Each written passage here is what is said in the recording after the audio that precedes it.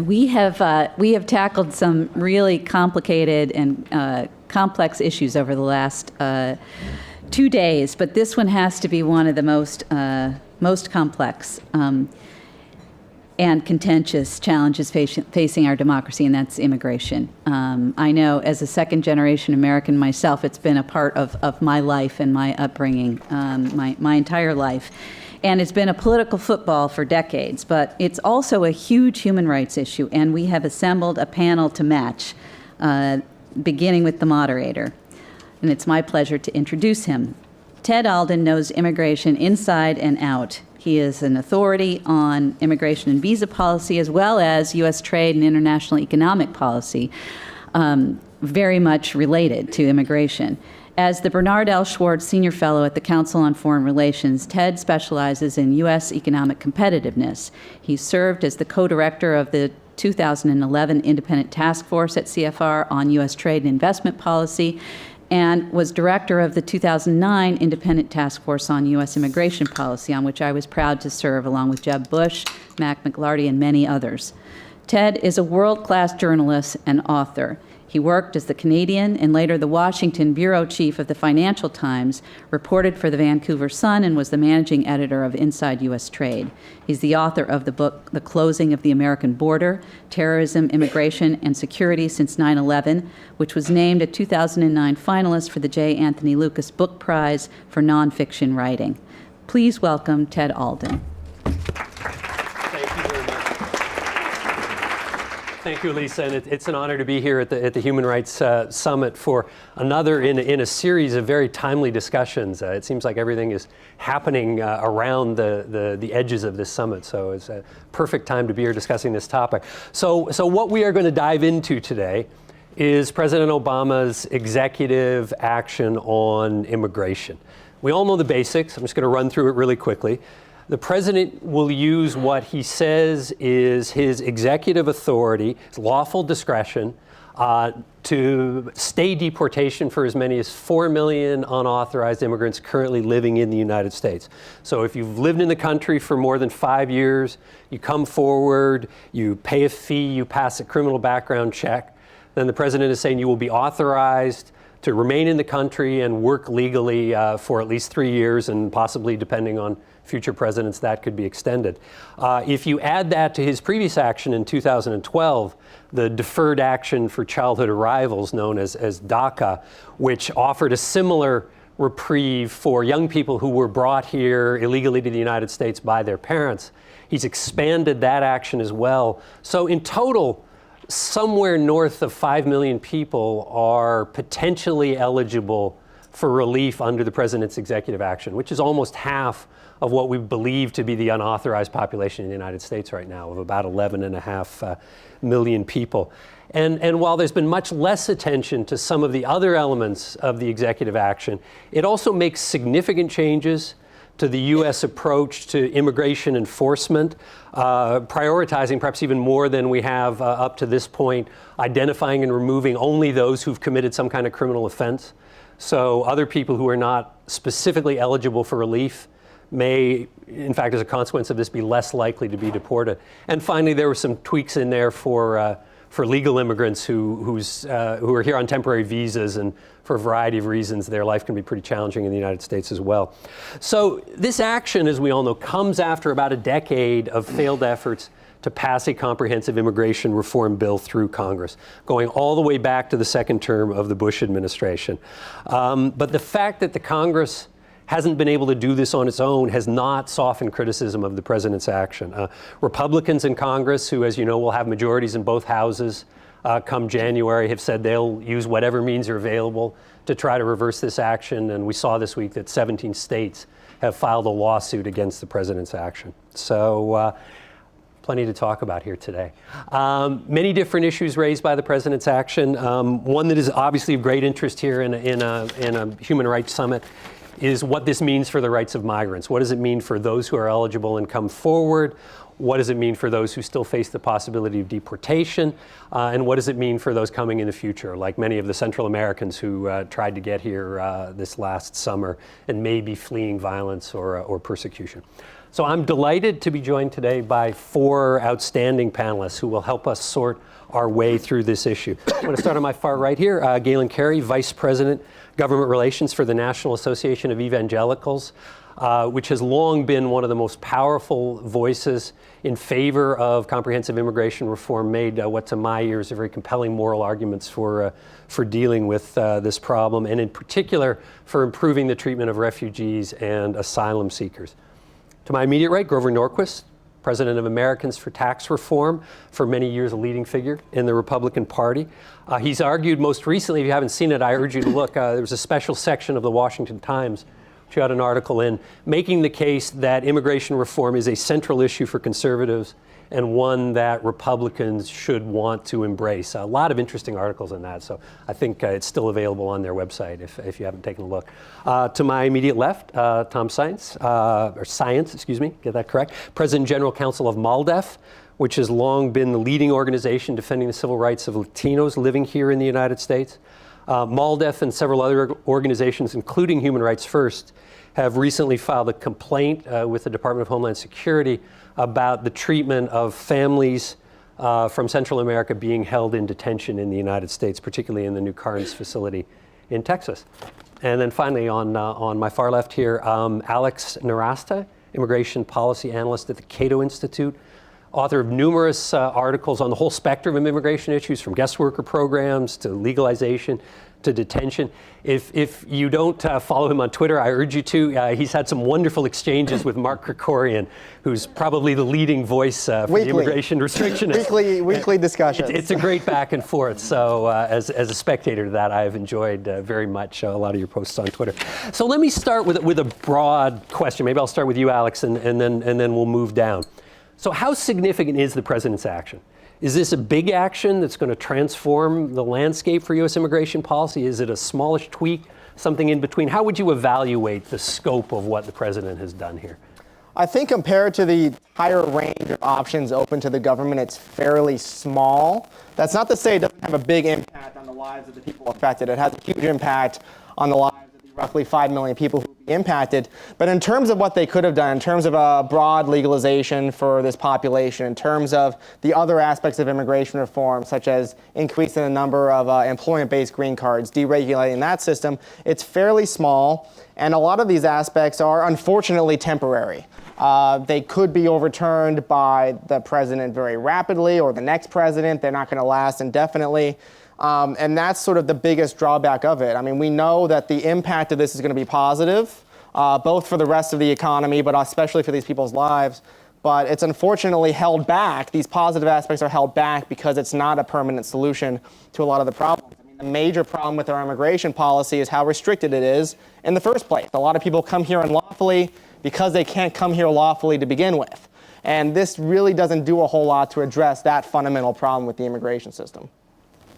Tom, what does it mean for the folks that you speak for? I mean, obviously, full legalization, path to citizenship has long been the goal. This doesn't do that, but how significant is it? I have to agree that in the context of what could have happened, what should have happened either legislatively or even through administrative action, the steps that the president took are relatively modest, and I have to add, their impact is unknown at this point.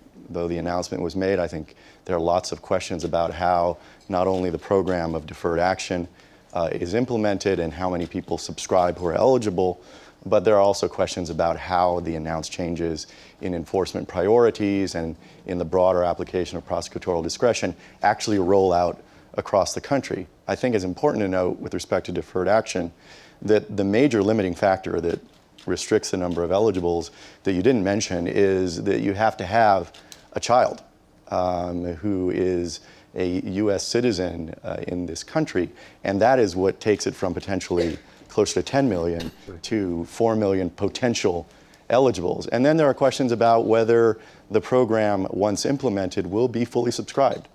We know from the experience with the DACA program that was announced 2 years prior that the numbers who are eligible do not match the number who end up actually applying and receiving the relief. You add to that 2 years have gone by, and it means that a number of those who are eligible are doing a different calculus.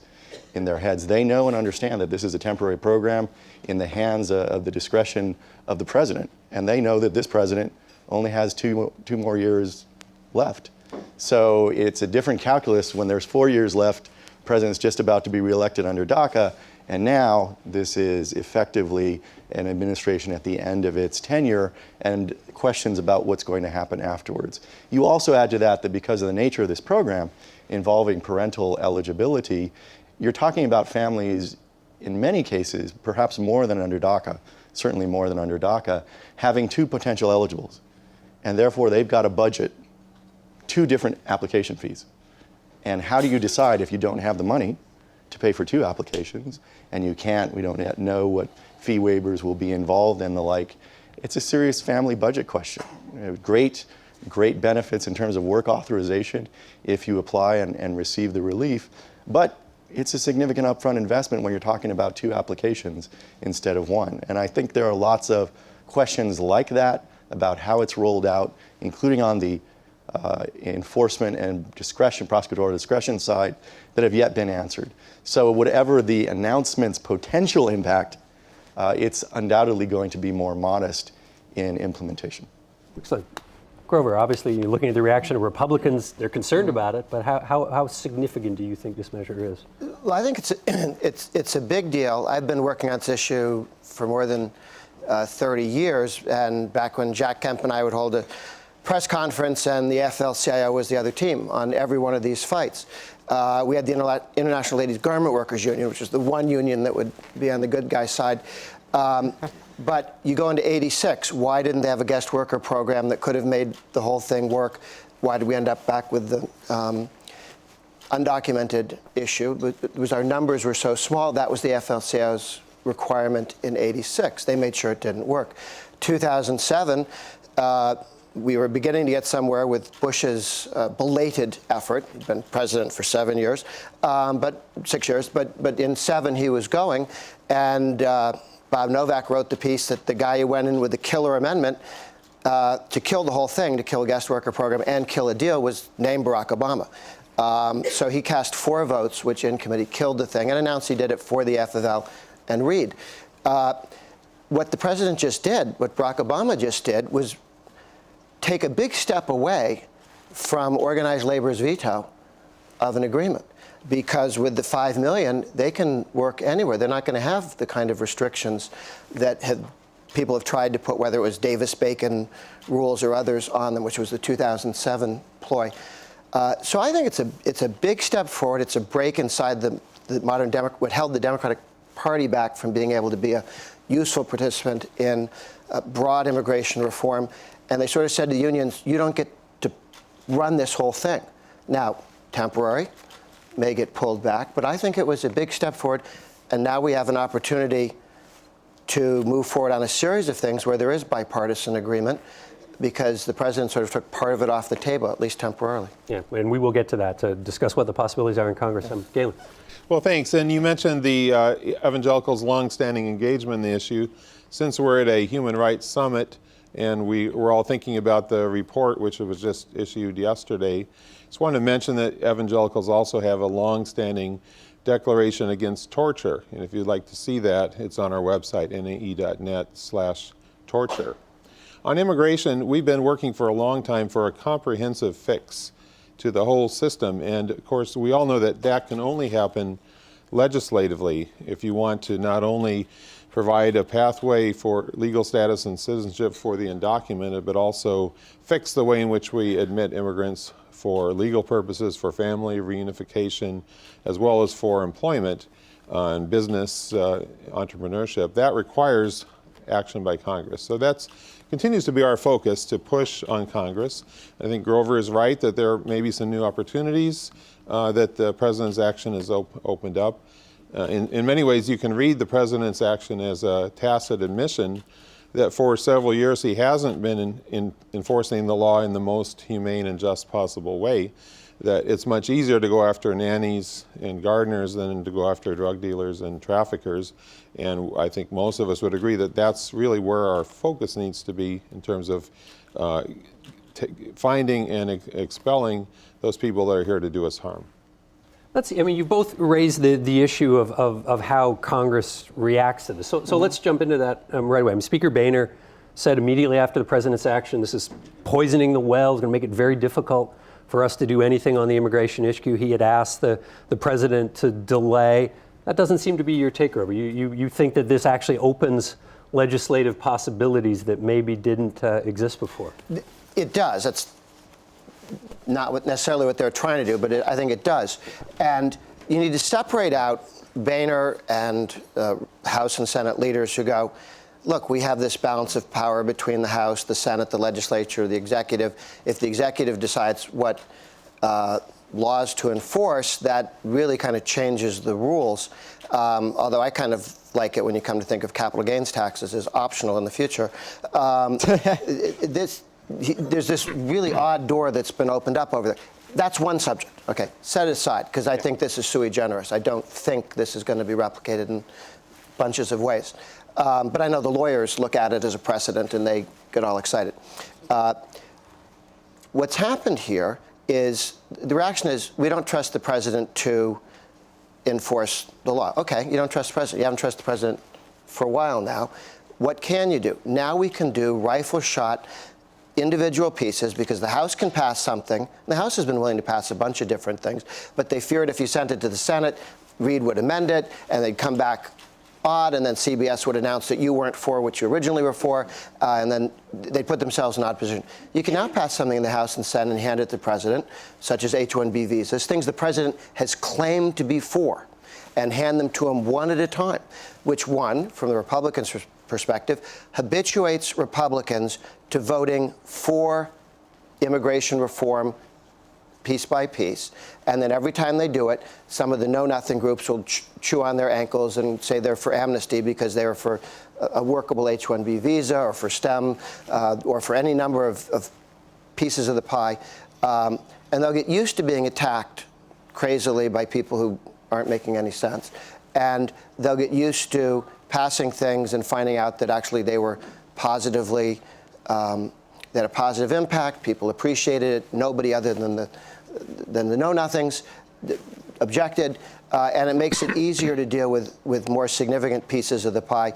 And it's difficult for the president to say, I won't pass H-1B visas, which is what he's told Silicon Valley for the last 6 years, until you can do this other stuff. Well, he just did the other stuff unilaterally, sort of taking it off the table, at least for a while. So now I think we can go step by step and make some real progress. I'd like to see a broader solution, but perhaps we haven't been able to do that for some time, so let's take it step by step, get people used to passing things, having it go to the Senate, president signs it, do the next one, just keep teeing them up until you run into something where people go like this, and then you have to then you fight about it.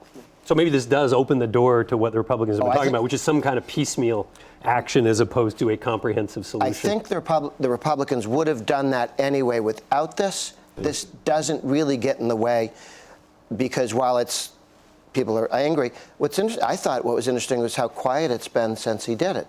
The sometimes voices that jump out and chatter a lot have not been on TV in a way that I feared that the president was putting this out as bait, and that those people would jump up, look ridiculous, and create problems with moving forward.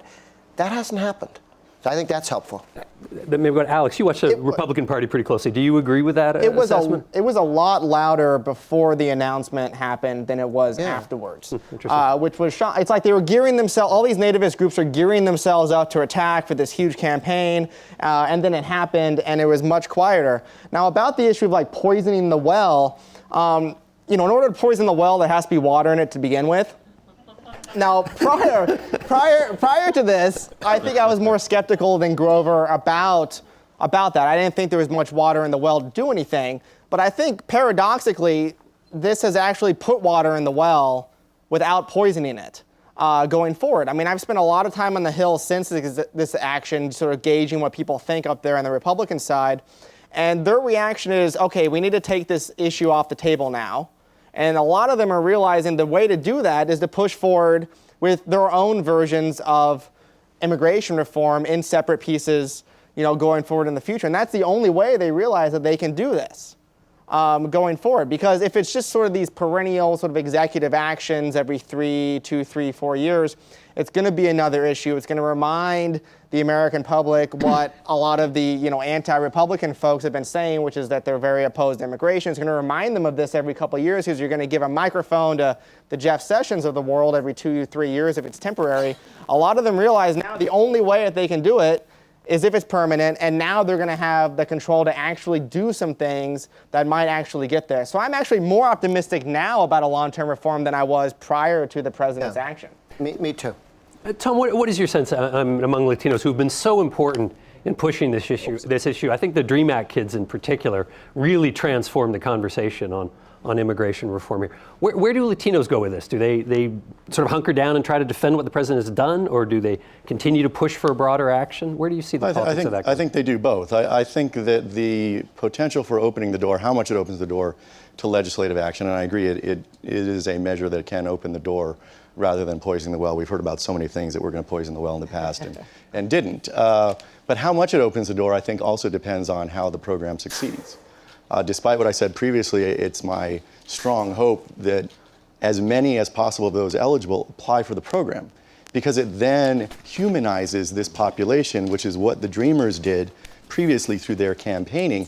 When people know an abstract number of 10 million undocumented doesn't mean that everyday voters know that their neighbor across the street or their nanny or their gardener or the person who is working with them at their workplace is someone who is undocumented. But when that person then applies for deferred action, receives it, they become aware of that, they have work authorization, they tell their friends and neighbors that this is what's gone on, the human impact of this becomes palpable. And that then, I think, changes the political calculus that, if anything, has delayed action.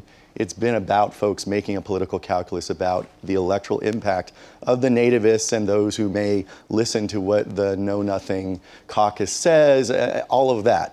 And they've got to calculate what that means in 2016. And I think it changes dramatically as people become aware that there are lots of these folks that they deal with and work with on a regular basis who were in that category, have received relief through deferred action. And I think it changes how they express their views or may express their views about legislation to reform the immigration system. So I think, again, it's a big question about how this program rolls out and how its impact is, I hope, broadly perceived in the country. I would agree. I think a lot of opponents have tried to frame the issue as, do we want to add 10 million new people to our country? And in fact, as we all know, these are people that are already here, they're already with us. So it's just regularizing the status of our neighbors. It's not adding a whole new group of people. I think a lot of what we're talking about is actually more inside baseball issues about politics and which party's going to get credit. But when you get out into the country, what people are going to be caring about their neighbors. Many of our churches have a lot of members who are undocumented, and so it's those people that we know and love that we're going to want to, when we see the benefits, we're going to be pleased that their lives are getting better. Tom, you mentioned there's a lot of other things in this executive action, particularly with respect to enforcement priorities. And I want to get your sense of, what does this mean for those people who are not covered by the president's action? So the 5 million who are out because they don't have U.S. citizen children or don't qualify under the extension of the DREAM Act deferral. Or, there was a big story in the Washington Post, I think it was about 3 or 4 weeks ago, about a young man, very successful, managing a business in the Midwest, who's deported now back to the south of Mexico. If he tries to come back and get into the United States, what's going to happen to him at the border? Even though if he'd managed to stay, he had U.S. citizen children, he would have been eligible for this action. What is your sense about how it plays out among that community? And given that this is a human rights summit, what are some of the rights implications of making the sort of division that the executive action has made? Well, I think there was a fair amount of disappointment and concern in the community about the limited scope of what the president announced, and I think some of that is still out there, and I think some of it is troubling from the perspective of articulated policy. In particular, MALDEF had led a number of groups on several occasions in urging the White House to ensure that there was some avenue of eligibility that was based simply on length of residence in the country. And we couched it as an issue of LGBTQ community equity, because when you premise eligibility solely on having a child, that obviously has a discriminatory impact on LGBTQ undocumented immigrants who cannot adopt because they're undocumented and, with some exceptions, don't have children of their own, so they're not going to be eligible. So that's a group that is facing a policy that is discriminatory, and it was raised beforehand. But I also think the impact of the remainder of the president's announced actions really depends on implementation. Regrettably, the administration has a history of not being able to operationalize uniformly across the country its announced initiatives, the exception being DACA, because it was centrally operated, and presumably the new DAPA program would also fall within that category. But the administration announced prosecutorial discretion a number of years ago and then was not able to implement it uniformly across the country. And basically what we have long urged the administration to recognize is that they have a problem that is not unique. That is to say, they have a culture within the rank and file of the Department of Homeland Security and ICE that needs to change. And the irony is the Department of Justice, another branch of the federal government, regularly goes out and changes or works to change cultures in police departments across the country. And I know from Los Angeles with some degree of success with the LAPD. So it's not like they don't know how to do this. They do know how to take the steps to ensure that you are uniformly implementing changes announced at the top levels of leadership. But it takes aggressive action. And so if the administration is willing to take that aggressive action to ensure accountability for implementing the prosecutorial discretion, the priorities and enforcement that have been announced, then I think the impact of those other steps is very, very significant.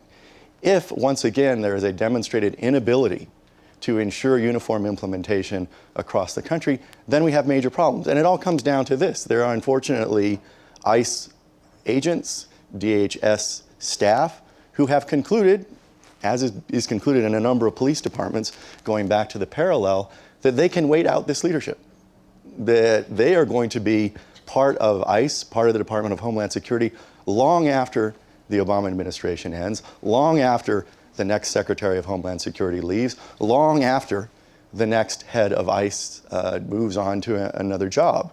And that's what you've got to target. So I think the question of the impact depends on how aggressively they ensure uniform implementation across the country. And the rest of you, I mean, do you see any changes coming out in terms of the treatment of the rest, as it were, as a result of this executive action? I'd point to a change in tone and volume from 2007, even the reaction before this executive order to now, a change in Republican and Party Democratic leadership on the issue. I thought it was interesting that the president made the decision to delay this after the election instead of before it. I thought that was an odd political choice on his part. But it suggests, and then I work in the center right, so I have less insight into how the Ds make their decisions. But again, the forces that are more restrictionist have lost a couple rounds. And those voices, or the people who may have thought that that was a good idea for them, have all been removed from the Senate. And when you look at the modern Republican Party, what are the voices and the structures that are immigrant friendly? And by that I mean broadly on each of these issues as you move forward. The religious communities, the Evangelical community, the Southern Baptist Convention, the Roman Catholic Church, the Mormons, all very, very pro-immigration, pro-immigrant, and the entire business community, from big businesses to small businesses to high tech to farmers. Well, what's the Republican Party if it isn't people with jobs who go to church a lot? You know, I mean, this is the Venn diagram there of in terms of people making the case for a much more pro-immigrant, immigrant-friendly legal regime is, I think, been there, but now people are hearing voices from religious leaders, the business community. 2000, I was at a meeting with the head of the Republican Party and 12 major trade associations, like Chamber of Commerce type trade associations. And for an hour he said, and I was Mr. Taxpayer, so what do you guys think is important? They all went around the table and talked about capital gains and trial lawyers. And everybody said that, and he got up to leave. And as he was leaving, one guy said, well, there's this one other thing. It's sort of like the second to last scene in those Columbo shows. There's one other thing. Well, what is it? Well, I don't know how to bring it up. Well, what is it? Well, we never work. What is it? Well, we're running out of workers, and we need to change our immigration laws. And everybody around that table, the truckers, the restaurant, everybody said that's actually a much bigger problem than everything else we were talking about earlier. But none of them had brought it up because they sort of thought we're not allowed to talk about this. This is somebody else's thing to talk about. The business community no longer sees it that way. And when I've gone out to speak in Kansas and coming up in Nebraska, it's the Chamber of Commerce that's inviting me out to come and talk about the importance of immigration. So the business community, which has always been sound in terms of their being immigrant friendly, they're not willing to take a leadership role. The religious communities, which have always, because sometimes written in the Bible, have been very big on the stranger and so on, but not as outspoken perhaps as they are now. So I think that shift has been very, very helpful in making it open to do more things. So for all those reasons, we've been moving in a good direction. No big breakthroughs, but in a good direction. Interesting. One of the things that we're doing practically is we have pulled together a whole coalition of denominations and megachurches that are standing up immigrant legal service centers, accredited services, to help both with ongoing immigration legal service needs, but particularly with applying for the temporary relief, and we hope in the future the permanent relief that will become available, and focusing on rural and suburban areas where a lot of the traditional service providers don't have presence. And I think that kind of practical engagement is going to bring more and more people in contact with immigrants. And there's nothing like trying to help an immigrant work their way through this Byzantine maze that we call our immigration system to clarify the fact that the need for reform to get things straightened out. Yeah, just your organization and others have been working for a long time on refugee issues, on asylum issues. Was there anything in the executive action that helps on that front, or is there potential actually for things to be worse if you look at the Central Americans coming and the fact that many of them are now routinely being detained? We've got these new detention facilities. Where do you see the discussion going on? Tom, maybe you want to weigh in on this? Well, yeah, one of the big concerns we have is that the whole response, especially with the Central Americans at the border this past summer, was that everything became politicized. And we have provisions in our laws for asylum processes and protecting the rights of people who may be fleeing persecution so that they have their day in court. This whole process, in many cases, is not practical because there's no legal help provided to people. And because of the political imperative to show that they're doing something about this issue, the ongoing needs of many asylum seekers from around the world have just been put on the back burner, and so some people have to wait 2-3 years just to have their day in court. And in the meantime, their life is on hold. They have relatives back in their home countries who are in some cases great danger, but there's nothing that can be done for them because of these backlogs. And I don't think there's anything in the president's initiative that directly addresses that, and it may actually, in some ways, make things worse. I think one of the worst aspects of this summer was the ultimate conflation of this refugee issue about recently arrived Central American families and children with the issue of long-term, long-resident, undocumented immigrants in this country. And it all started with everyone from White House on down saying, no, they're separate issues, we're going to keep them separate. Ultimately, of course, they were conflated in the political discourse, and that's a shame, both because I think it's part of the reason for the otherwise inexplicable delay from a promised action at the end of the summer to post-election, but also because it has taken attention off of some of these very serious issues faced by this refugee population, starting with what you've mentioned, which is the existence of these family detention centers where conditions are simply deplorable, where the mothers are subjected to the dangers of sexual and other abuse, where their children are kept idle and without the kind of nurturing, developing care that you would like to see in these detention facilities. And it's all happening despite the fact that we know that alternatives to detention, particularly for this population, are just as effective in securing what you want, which is to secure the participation and ultimately attendance at the immigration court proceedings that follow for those who have come. And of course, with respect to those immigration court proceedings, a lot of these children and families have very serious cases for relief. And if they are able to obtain adequate legal representation, a huge proportion of them will end up being provided with the right to stay here. But in the meanwhile, they're being subjected to these conditions. And really, our country should not have family detention centers, period. It's something that should not exist when it comes to that population.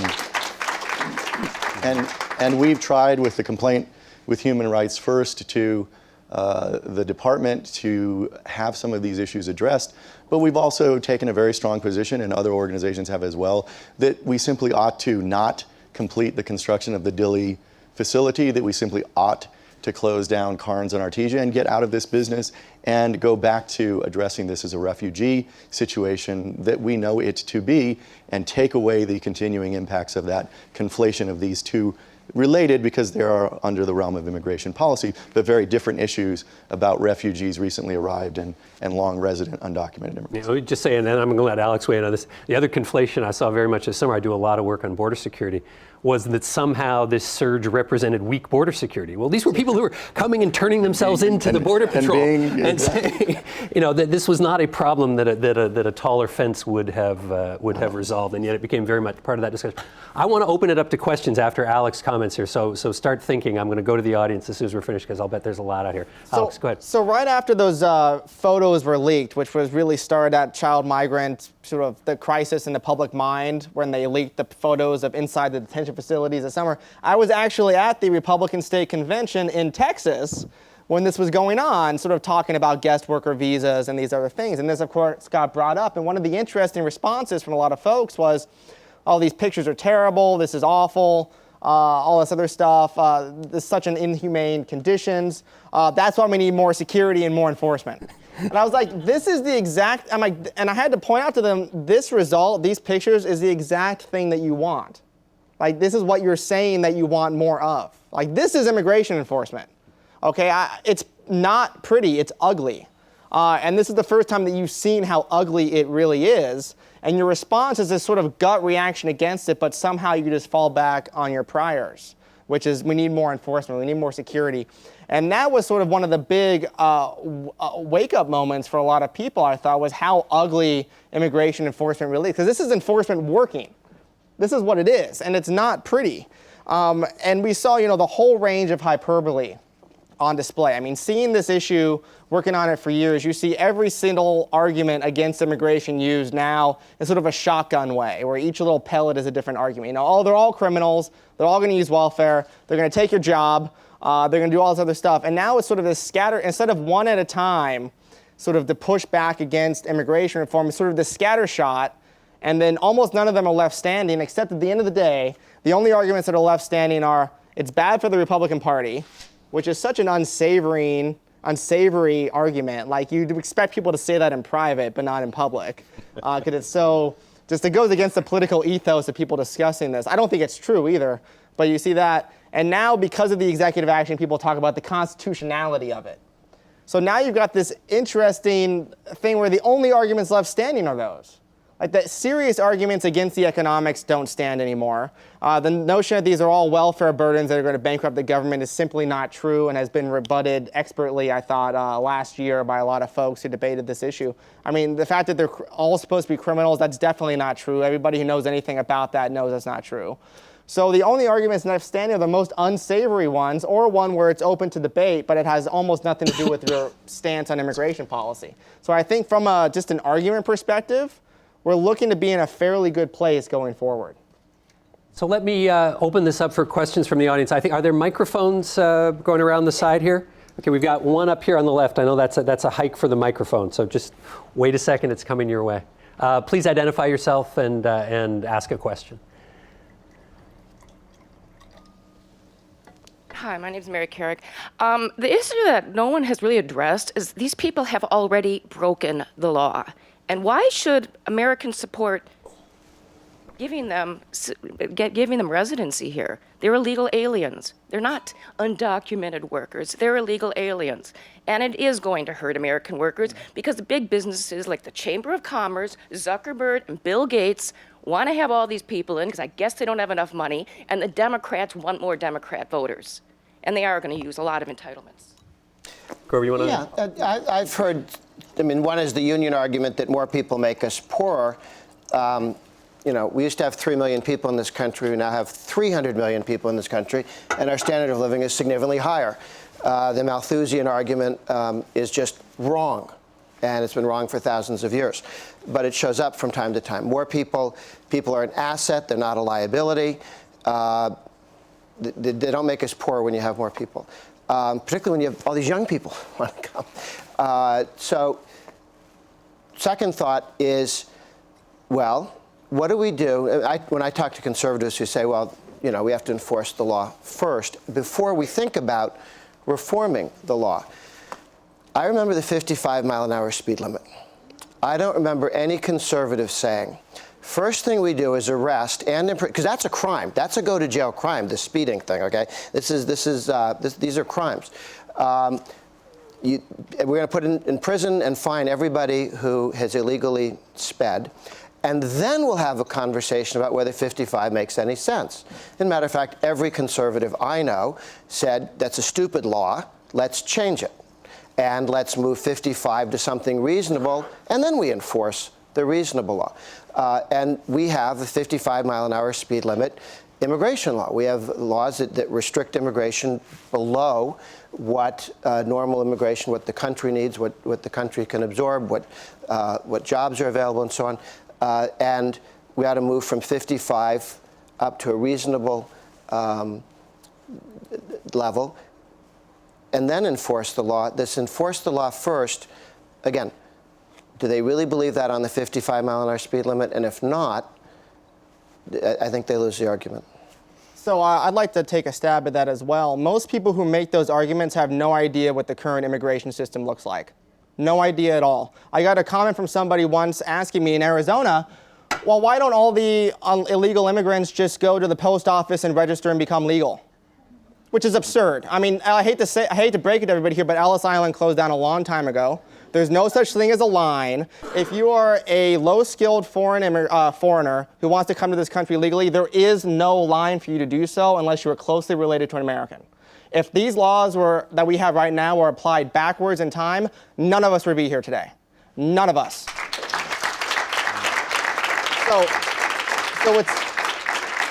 So it's a fundamental misunderstanding of what the law currently is. Hall Jr., who is this associate justice in California, has said that the immigration laws are second in complexity only to the income tax. That is the only law in the books that is more complicated and more restrictive. The days of our country being open to foreigners is long past. I think and I agree with Grover, bad laws are for reforming, not enforcing. And we can do this easily. We cannot punish people for wanting to have a better life. If the problem is the welfare state, and I do agree, the welfare state is a problem for everybody all the time, but if you take a look at the data, immigrants far underuse welfare benefits compared to Americans, especially entitlement programs compared to Americans and the taxes that they pay. But if that is your problem, build a wall around the welfare state, not around the country. That's easy to do, and I don't see any of these restrictionist groups come out with ways of how to do that. They just want to use welfare as an excuse to beat up on immigrants, not to actually solve the problem of welfare. And I just want to quickly add one thing. I think we have to recognize it's absolutely true. We have a very complicated immigration system. I, too, have made the analogy to tax, and I've said to people time and time again, these are two of the most complex areas of the law with huge code books. And regrettably, it's also the two areas of the law that everybody has an opinion. No matter how uninformed or misinformed it may be, everybody has an opinion about tax and about immigration. But if they really understood either of those laws, it would certainly change their views. And in addition to the flaws that have already been identified, I think we have to recognize that we have a facially discriminatory immigration system.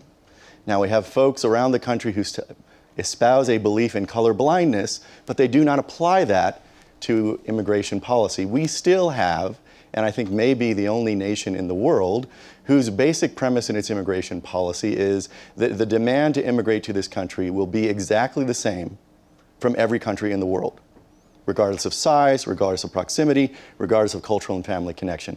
Obviously, that's not true. The demand to immigrate is greater from certain countries than from others. But the basic premise of our quotas in this country for immigration is that every country should have the same demand and right to immigrate legally. So I too rail against this notion of a line. Regrettably, the president included that in his announcement of the affirmative relief, this notion that people should wait in line. And the truth is that, as Alex has explained, for some folks there is no line. There's no way to get in any line. And for other folks, it's not one line. The lines differ depending on what country you are coming from. And you can sign up with the Department of State for a visa bulletin that you get every month that tells you how long the wait is in certain categories of family connection for certain countries.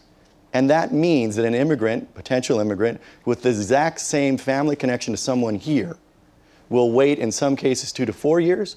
But if you are in particular from Mexico with the exact same relationship to someone in this country, you will wait 15 to 20 years for your visa to come up.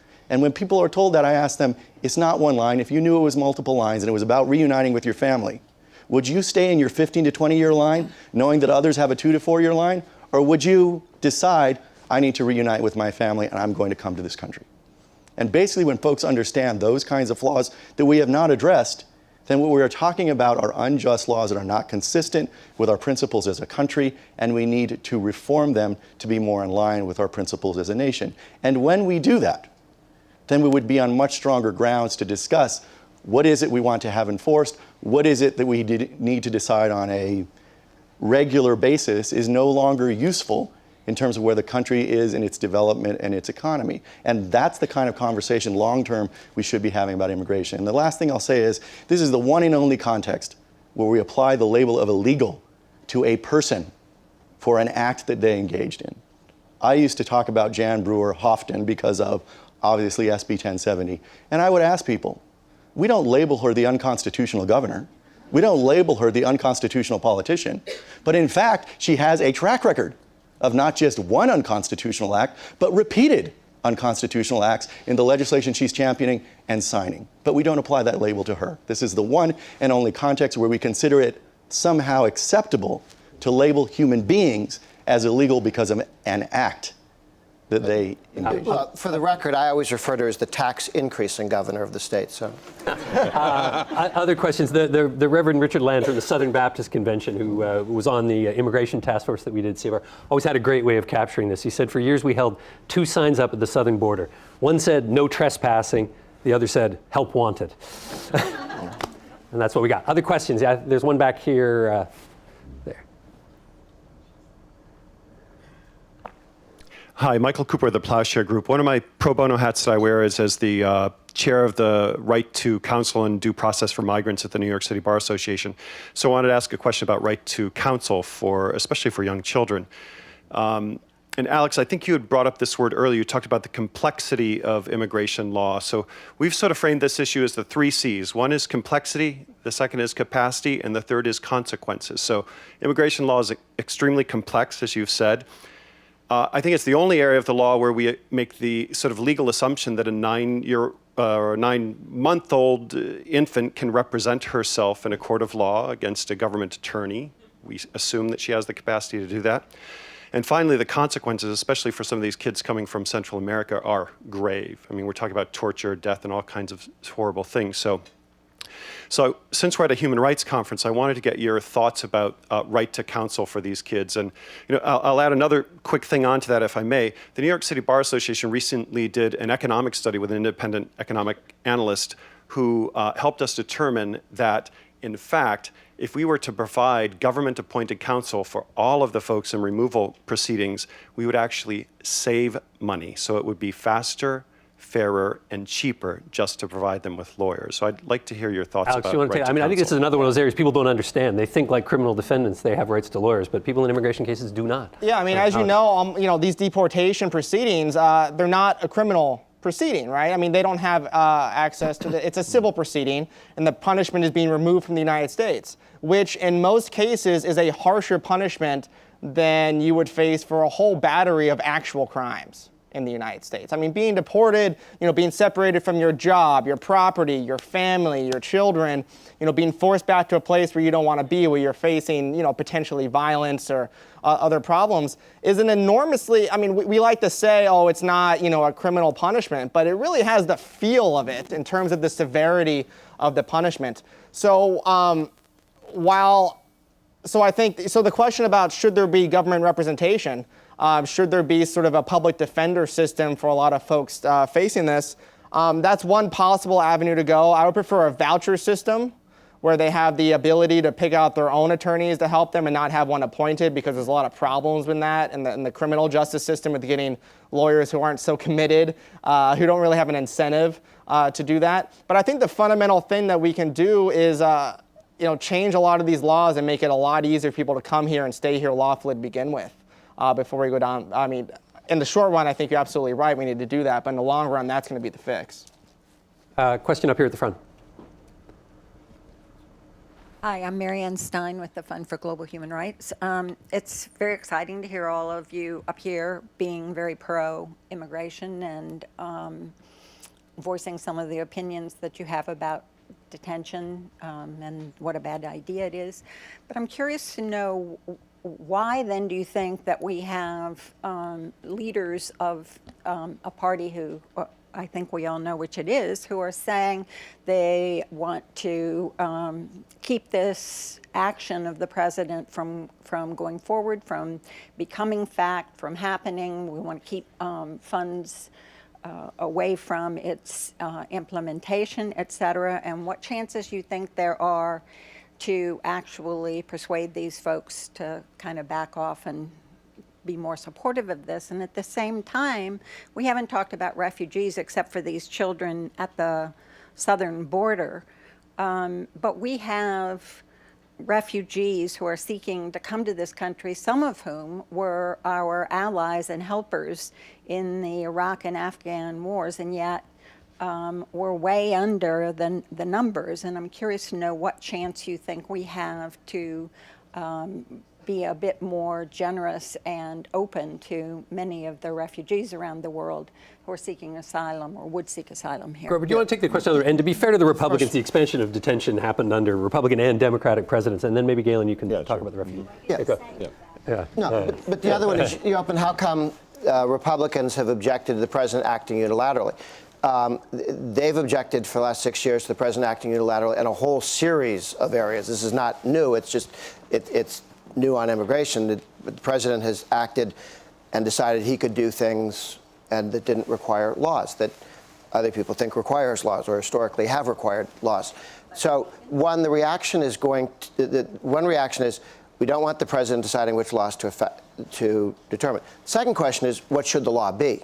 And when you look at talking to Republicans, House and Senate, the legislation that people have been willing to enact if they thought they could move it through and the president would enforce it, doesn't look all that much different from much of what the president did. One objection, there are a handful of people who are very loud, who are against any reform at all. But in terms of leadership and the bulk of the modern Republican Party, in terms of either voters, even people who identify as Tea Party supporters, and congressmen and senators, is very supportive of getting to broad reform. How do you get there, and how do you legislatively? So those are two different issues, and there's going to be strong opposition all the way along to the president unilaterally deciding what laws to enforce or not. There's a lot more open because that's sort of moved over. I think it opens the door to, okay, so now what do we do legislatively now? And that's why I'm more optimistic about this next year and a half in terms of a lot of progress doable. If I could say, on the subject of refugees in particular, one piece of our architecture that protects refugees and religious freedom and human rights around the world is the U.S. Commission for International Religious Freedom, which has been in place since 1998, a bipartisan independent group. Some of you may not know that as of now, that commission's authorization expires at the end of the day tomorrow with the end of the continuing resolution. So we're expecting tonight the House will be passing a reauthorization for 1 year of this important commission. It will go to the Senate tomorrow. The one person that we know who has been opposing this right now is Senator Durbin from Illinois, who happens to be a Democrat. So any of you from Illinois, please contact him. This is very important to protection of refugees and religious freedom, which undergirds a lot of the human rights work that we do around the world. So it's something that both parties have problems. Sometimes we can come together, and we're hopeful that this issue and others, and we can come together in the future. So, Sorry, Alex. Yeah, go ahead. yeah. So about these folks sort of saying they want to stop what the president's doing and the president's actions, it's very easy to say that. Talk is cheap. We'll see what they're actually doing up there, and it's really not blocking a lot of this stuff. I mean, they've said it, they've raised a stink about it, they've had a little bit of debate, but they're not blocking that. They're not defunding a lot of this stuff going forward. They're not stopping, at least the last time I checked about 8 hours ago. So it's really easy to say that and get people upset about it, but it's a different thing to do it, and I don't envy Boehner's position, being somebody like himself who has favored immigration reform for a very long time, trying to keep his job while also not trying to do crazy things at the same time like some of the people in his party are arguing for. So I think the actual reaction in law is going to be almost nothing in terms of what they do. They're just going to raise a stink about it because their bark is a lot worse than their bite in terms of the restrictionist side. But it's also tough to pass a law if the president somebody has a veto. More questions? Sure. I want to Go ahead. Go ahead. Quick point. Quick point. I want to talk about Two your more question about different- refugee, which is I appreciate your raising it and connecting it to our activities overseas, and because I think it raises an issue that we don't adequately address in this country. I think this is the only country, perhaps in the world, that views immigration policy as purely domestic. We do not connect our immigration policy to what's going on around the world very well at all. In public debate, it's all about what's best for this country. We can make decisions as though we're separate from the rest of the world. My hope had been, although it ended up being conflated with these other issues as we've described, that the Central American refugee question would permit us to begin to discuss what are the extraterritorial impacts of our immigration policy. Because in fact, part of the reason the conditions exist in Central America, I don't want to overstate this, but part of the reasons the conditions exist in Central America that these children are facing is because of some of what's going on in this country, not only about drug policy, but also our decision to take folks who are unrehabilitated, because we do not have a prison system that rehabilitates people, and then use our immigration system as a substitute and deport those folks. We deport them back to Central America where they've not been rehabilitated, and they recreate a gang culture that was acquired here. And that's an extraterritorial with tertiary effects on us, ultimately when the refugees end up at the southern border, that we have not talked about. We could have had that conversation, but that whole issue got diverted, as we've already described. But we need to ensure that our conversation addresses immigration as not only a domestic issue, but an international issue as well. Good point. Tom, I think for a couple more questions. There's one here. Maybe I'll take two in a row. Both those two right there. Just ask your questions, and I'll let the panelists respond to one or the other. Hi, my name is Nick Nelson. I wanted to ask you if you could give the immigration system, specifically the system of admissibility and deportation, a whole new architecture, supposing it was all feasible to do politically. What would that architecture look like? Would it be open borders? Would you consider a point-based system like that in Canada? I'm just curious for your thoughts on that. Thanks. Let's take the other question there, too. Hi, my name is Lauren Hartley. I'm a law student with interests in refugee and asylum rights. And we've talked a lot in the last couple days about discourse about human rights and in the media and putting humanizing faces on stories, and that's what causes change.